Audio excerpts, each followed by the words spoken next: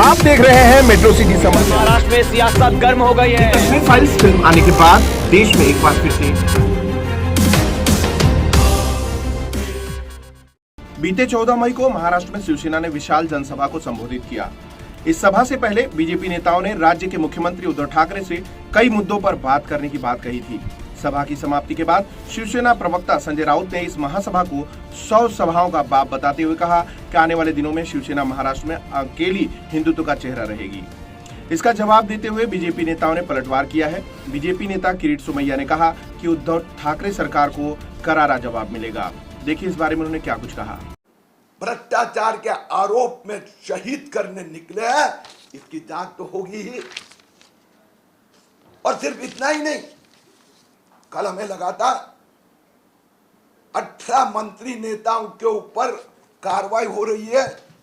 प्रताप सरनाईक 35 करोड़ जब्त हुए, किशोरी पेडनेकर, अनिल परब, आनंद अड़सुल, संजय राउत, भावना गौली, सबके ऊपर कार्रवाई हो रही है। ठाकरे परिवार के साले साहब श्रीधर पाटनकर की 6.5 करोड़ की प्रॉपर्टी जब्त हुई। आदित्य ठाकरे, तेजस ठाकरे की कोमो स्टॉक 7 करोड़ 7 करोड़ की नंदकिशोर चतुर्वेदी की एंट्री सामने आई। रश्मि उद्धव ठाकरे के 19 बंगलों का घोटाला सामने आया। श्रीजी होम का ठाकरे परिवार का घोटाला सामने आया।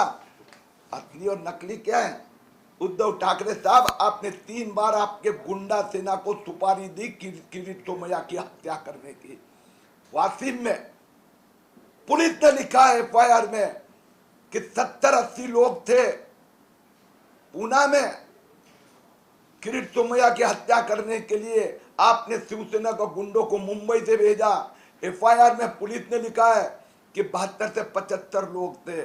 खार पुलिस स्टेशन में हत्या करने का प्रयास हुआ, कांच फूटी, यहां लगी, यहां गया तो क्या होता? पत्थर ऐसा गया, कांच फूट गया, पत्थर यहां लगता तो क्या होता? लेकिन मारने वाले ठाकरे सरकार से बचाने वाला ऊपर वाला बड़ा है। उद्धव ठाकरे जी को अपने सरकार के माफियागिरी का, लूट का जवाब देने की हिम्मत नहीं, इसलिए टंट करके सभा में दूसरे नॉन इश्यू पे डाइवर्ट करने का प्रयास किया।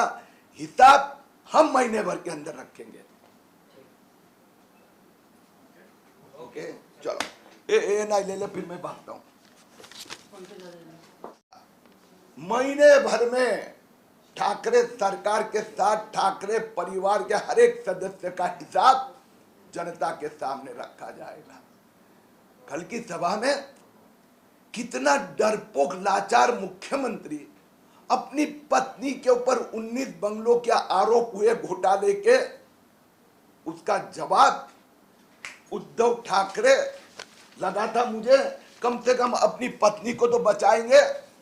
उद्धव ठाकरे साहब बताइए, रश्मि उद्धव ठाकरे के अलीबाग बंगलों पे 2 पत्र है, दोनों रश्मि उद्धव ठाकरे ने लिखे हैं।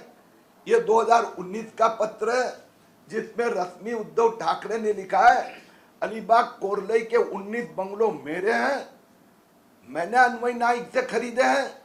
अप्रैल 2014 में डिलीवरी ली, तब ये बंगलो वहां थे।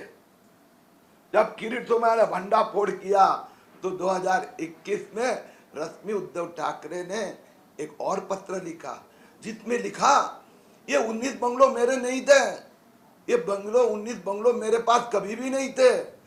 अप्रैल 2014 में जब अन्वय नाइक से जमीन खरीदी तब ये 19 बंगलों नहीं थे। उद्धव ठाकरे साहब, असली हिंदुत्व नकली हिंदुत्व की बात में करेंगे। इसमें से कौन सी रश्मि उद्धव ठाकरे असली और कौन सी नकली है, ये बताओ। डरपोक मुख्यमंत्री है जो मुख्यमंत्री अपनी पत्नी को भ्रष्टाचार के आरोप में शहीद करने निकले हैं, इसकी जांच तो होगी ही। और सिर्फ इतना ही नहीं, कल हमें लगा था 18 मंत्री नेताओं के ऊपर कार्रवाई हो रही है। प्रताप सरनाईक 35 करोड़ जब्त हुए, किशोरी पेडनेकर, अनिल परब, आनंद अड़सुल, संजय राउत, भावना गौली, सबके ऊपर कार्रवाई हो रही है। ठाकरे परिवार के